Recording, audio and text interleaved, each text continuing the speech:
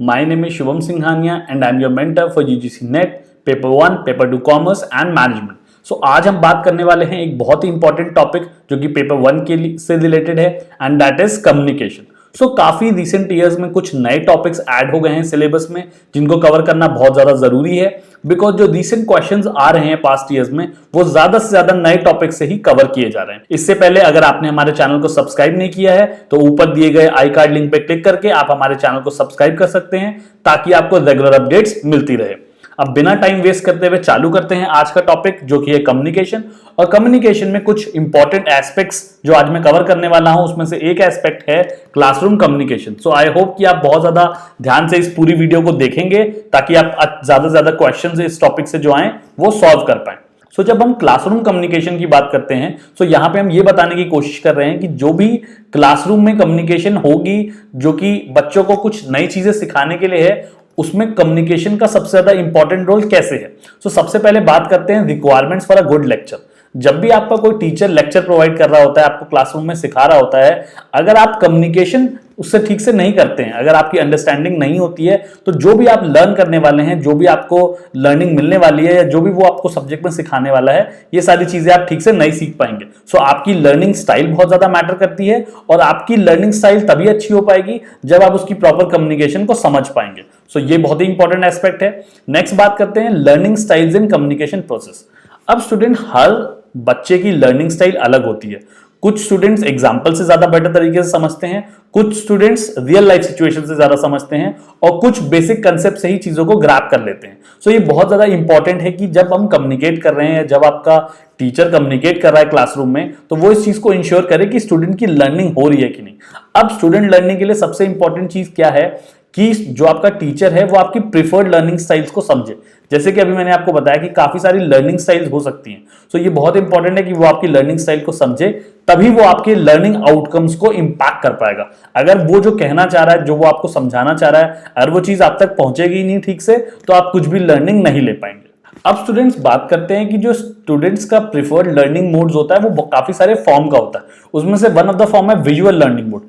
इस learning mode को तो समझने में कोई प्रॉब्लम नहीं है, क्योंकि जैसे कि वर्ड ही आपको कह रहा है विजुअल, मतलब जब भी आप कुछ चीजों को देखते हैं, that is images, maps, graphs, या जब भी इन सारी मेथड्स के थ्रू या इन सब मोड्स के थ्रू आपको कोई भी कंसेप्ट सिखाया जाता है तो आप एज अ स्टूडेंट इन चीजों को ज्यादा बेटर तरीके से सीख पाते हैं। तो एक तो विजुअल लर्निंग मोड हो गया। सेकेंड लर्निंग मोड के बारे में बात करें, ऑडिटरी। जैसे कि वर्ड लिखा हुआ है ऑडिटरी लर्निंग मोड, इसका मतलब यह है कि यहाँ पे हम जो भी कम्युनिकेशन करेंगे या जो भी चीजें आपको सिखाएंगे वो ऑडियो के बेसिस पे होगी। सो जो भी आप लेक्चर सुन रहे हैं, डिस्कशन कर रहे हैं, या फिर हमने ब्रेनस्टॉर्मिंग सेशंस के बारे में बात करी थी, तो जब भी आप इन मेथड्स का यूज करते हैं वो एक आपका प्रिफर्ड लर्निंग स्टाइल हो सकता है जिसमें आपको चीजें बहुत ढंग से समझ में आ सकती हैं। आगे बात करते हैं थर्ड लर्निंग मोड मेथड के बारे में, read and right learning mode. यहां पे ये स्टूडेंट्स बात हो रही है कि कई बार कुछ स्टूडेंट्स ऐसे होते हैं जो रीड करने से और साथ ही साथ लिखने से कंसेप्ट को ज्यादा अच्छा ग्रैब कर पाते हैं। For example, let us take an example of the subject maths. अगर आपने मैथ्स के कंसेप्ट्स समझ भी लिए हैं तो अनटिल अनलेस आप उनको प्रैक्टिस करते हैं, आप उनके नॉर्मल क्वेश्चन सॉल्व करते हैं, आप उन कंसेप्ट्स को ठीक से नहीं समझ पाएंगे। सो ये भी एक बहुत ही important student preferred learning mode है, that is reading and writing mode. Last देखते हैं काइनेस्थेटिक्स। अब इस टॉपिक को समझने में कोई प्रॉब्लम नहीं है क्योंकि हमने कम्युनिकेशन में एक टाइप ऑफ कम्युनिकेशन के बारे में बात करी थी, that is kinesics and which is related to movement. So जब भी हम मूवमेंट के थ्रू या फिर आप कह सकते हैं प्रैक्टिकल एक्सपीरियंस के थ्रू कोई भी लर्निंग मेथड को यूज करते हैं या किसी भी चीज को डिमॉन्स्ट्रेट करते हैं तो उसे हम काइनेस्थेटिक लर्निंग मोड कहते हैं। For example, understanding how clock works by putting one together. अब अगर हमें ये सीखना है या आपको सिखाना है स्टूडेंट को कि क्लॉक किस तरह वर्क करती है और हम उसे प्रॉपर्ली मूवमेंट करके दिखाएं क्लॉक का, तो वो उस चीज को जल्दी ग्रैब करेगा और ज्यादा लंबे टाइम तक याद रख पाएगा। तो ये एक बहुत ही प्रिफर्ड लर्निंग मोड हो सकता है। अब स्टूडेंट्स लास्ट टॉपिक के बारे में बात करेंगे, that is barrier to effective classroom communication. हमने पहले भी अपनी बैरियर्स टू इफेक्टिव कम्युनिकेशन की वीडियो में बात करी थी कि काफी सारे बैरियर्स हो सकते हैं। अगर मैं आपको रिकॉल कराऊं तो हमने कुछ सिमेंटिक बैरियर्स के बारे में पढ़ा था जो कि वर्ड से रिलेटेड होते हैं। फिर हमने पर्सनल बैरियर के बारे में बात करी थी जो लोगों के पर्सनल इश्यूज से रिलेटेड हो सकते हैं। फिर हमने साथ में ऑर्गेनाइजेशनल बैरियर के बारे में बात करी थी, जो कि ऑर्गेनाइजेशन से रिलेटेड बैरियर्स हो सकते हैं, जैसे जेड टेपिज्म या फिर पॉलिसीज में इश्यूज। रेस्ट हमने एक और बैरियर के बारे में बात करी थी, दैट इज साइकोलॉजिकल बैरियर। तो इन कुछ टाइप्स ऑफ बैरियर्स के बारे में हम ऑलरेडी बात कर चुके हैं, बट यहां पे हम बात करने वाले हैं कि जब भी आप क्लासरूम में कम्युनिकेशन कर रहे हैं या एक टीचर और एक स्टूडेंट के बीच में कम्युनिकेशन हो रही है, तो किस टाइप के बैरियर हो सकते हैं। सो आइए देखते हैं। पहला है लैक ऑफ इफेक्टिव लिसनिंग। अगर आप ठीक से सुन नहीं रहे हैं एज अ स्टूडेंट, अगर आपका ध्यान कहीं और है, आप क्लास के बाहर देख रहे हैं, आप चीजों को ठीक से ग्रैब नहीं कर रहे हैं, तो ऑटोमेटिकली कम्युनिकेशन फेल हो जाएगा और आप कोई भी चीज नहीं समझ पाएंगे। नेक्स्ट बात करते हैं language as a communication barrier. अब कई बार स्टूडेंट्स क्लास में आपने ऐसे एग्जांपल्स देखा होगा कि काफी सारे स्टूडेंट्स होते हैं जो इंग्लिश बैकग्राउंड से होते हैं और उन्हें बिल्कुल भी हिंदी नहीं आती। तो कई बार ऐसा होता है कि जब स्टूडेंट इस चीज को जाने बिना सिर्फ और सिर्फ हिंदी में लेक्चर्स प्रोवाइड कर रहा होता है, तो उस स्टूडेंट के लिए बहुत ज्यादा बैरियर हो जाता है जब वो पर्टिकुलर स्टूडेंट उस लैंग्वेज में कंसेप्ट को ग्रैब नहीं कर पाता। तो ये बहुत जरूरी है एक इफेक्टिव कम्युनिकेशन के लिए कि टीचर को पता हो कि उसके हर स्टूडेंट उस लैंग्वेज में कम्युनिकेट कर सकते हैं कि नहीं, या फिर उस पर्टिकुलर लैंग्वेज को समझ सकते हैं कि नहीं। नेक्स्ट बैरियर देखते हैं कल्चरल डिफरेंसेस। अब हमने एक टॉपिक कवर किया था अपने कम्युनिकेशन के वीडियो में, जहां पे हमने बात करी थी कि हर इंसान अलग अलग वैल्यूज और परसेप्शन से आता है। फॉर एग्जाम्पल, किसी चीज का मीनिंग आपके लिए कुछ और हो सकता है एंड अदर पर्सन के लिए कुछ और हो सकता है। For example, let's talk about the word cheap.